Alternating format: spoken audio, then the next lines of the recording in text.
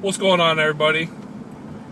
Welcome to my channel, United We Stand 734. Thanks for checking out this video. What I want to talk about today is a pretty gruesome murder that happened about 30 years ago. And I didn't even know any of this really happened until I checked out a story on the internet last week. And I want to discuss this in its entirety because it's actually a pretty fascinating story. And would love to get people's thoughts on what happened here. So I believe this happened in, I think it was 85 or 1986 in Indiana. I'm not sure the town. I don't really remember. But there was an old woman, 78-year-old woman, who was a Bible teacher, was stabbed to death in her home. She was brutally murdered by a 15-year-old girl named Paula Cooper. Okay? What happened was, Paula Cooper and her friends, I believe there was 3 friends with her, they were all 9th graders at the time, decided they were going to skip class that day and go rob some houses, do some, get into some trouble, some shit like that. So in the course of their robbery, they come across this old lady's house. They knock on the door. Now, I don't know if they were aware that she was a Bible teacher, somebody who knew her from around town, but they gained entry to the house under the pretenses they wanted Bible classes. Which makes this shit all the more sadistic and sinister. So they get into the house, and this animal number 1, Paula Cooper, takes a 12-inch butcher knife and stabs this old lady, 78-year-old woman, 33 times and kills her. Horrific, heinous crime. I mean, just a brutal death for this nice old lady. Have you seen a picture of the old lady? I mean, she just looks like anybody's grandma. Just nice old lady, white-haired, and just brutally butchered by this fucking disgusting animal, Paula Cooper. All right, the old lady's name was Ruth Pelkey. She was the person that was murdered. Well, the whole reason for this, the whole motive was robbery, and they wound up stealing $10. That's all she had on her. They stole $10 fucking dollars and her car keys, took off in her car, and of course they were caught pretty quickly.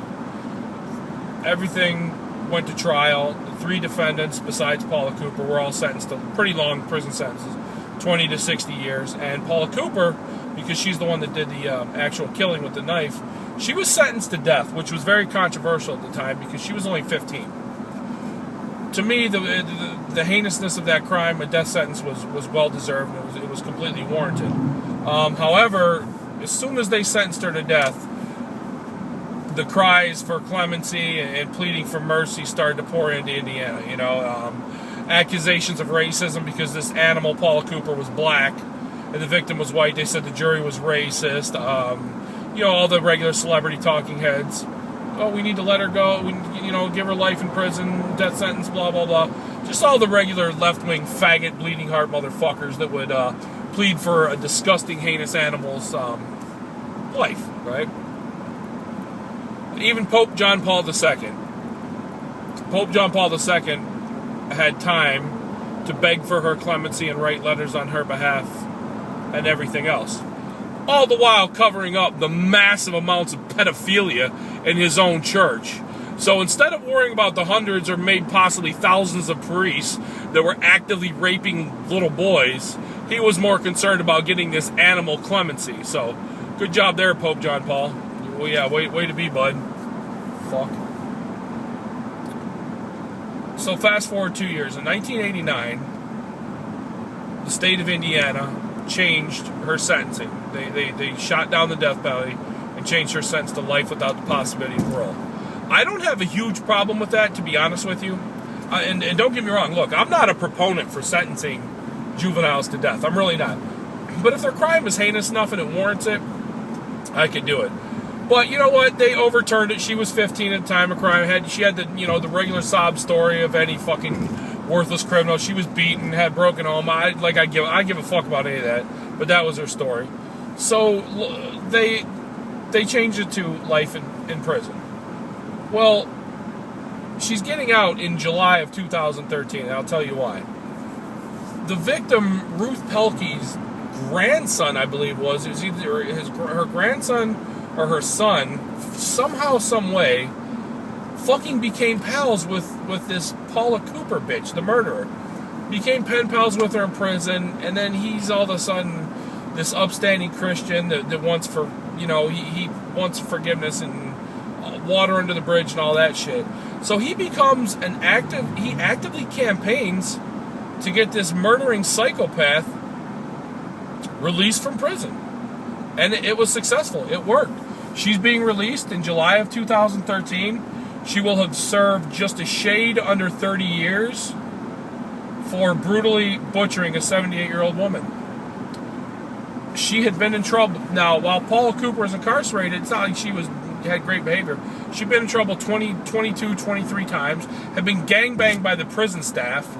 So she was, I don't know if that was rape or not. I don't think it was. I'm pretty sure she was the way I read it, the prison guards were all fucking her and she was into it, but still, that's more on the prison guards than her. But it just shows you what type of disgusting pig she is.